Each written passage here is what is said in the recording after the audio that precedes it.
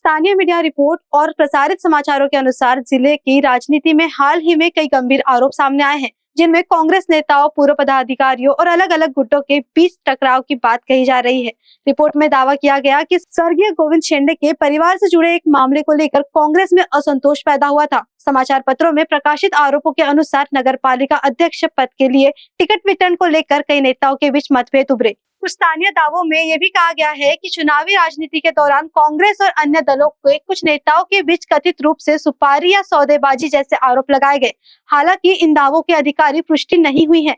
Report की माने तो कांग्रेस के भीतर यह भी चर्चा की गई है कि जिला मध्यवर्ती सहकारी बैंक के चुनावों में भी कुछ उम्मीदवारों को लेकर मतभेद पैदा हुए। स्थानीय राजनीतिक हलकों का कहना है कि नाना पटोले के नेतृत्व के संदर्भ में भी कुछ असहमति और नाराजगी व्यक्त की गई है। हालांकि इस पार्टी की ओर से कोई अधिकारिक प्रतिक्रिया उपलब्ध नहीं है। समाचारों में यह भी उल्लेख किया गया है कि राजेंद्र जैन को लेकर भी कई तरह की राजनीतिक चर्चाएं चल रही है। बताया जा रहा है कि उन्हें कुछ पदों पर आगे बढ़ाने की बात सामने आई थी, जिसे लेकर पार्टी कार्यकर्ताओं का एक वर्ग नाराज है।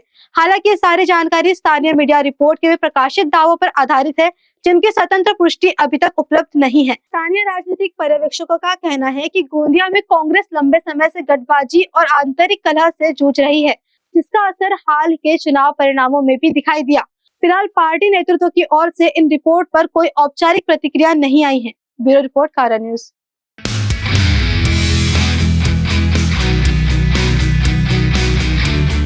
नागपुर का सबसे भव्य सांस्कृतिक उत्सव खासदार सांस्कृतिक महोत्सव 2025 शुरू होने जा रहा है 7 नवंबर से। मुख्य अतिथि होंगे श्री नितिन जी गडकरी, केंद्रीय मंत्री। विशेष प्रस्तुति हमारे रामायण की एक अनोखी झलक के साथ। 8 नवंबर को होगा विशाल मिश्रा का शानदार म्यूजिकल नाइट। 9 नवंबर को इंस्ट्रूमेंटल फ्यूजन की जादुई संध्या। 10 नवंबर को राष्ट्र संत तुकडोजी महाराज के प्रेरणादायी जीवन पर विशेष कार्यक्रम। 11 नवंबर को हंसी से भरपूर हास्य जत्रा। 12 नवंबर को रोमांटिक सुरों के साथ अखिल सचदेवा की प्रस्तुति।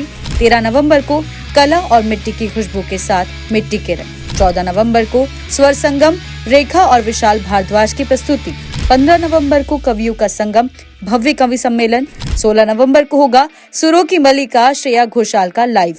17 नवंबर को संगीत सम्राट शंकर महादेवन का धमाकेदार परफॉर्मेंस और 18 नवंबर को होगी अवार्ड नाइट, जिसके साथ समापन समारोह, वो भी यादगार पलों के साथ।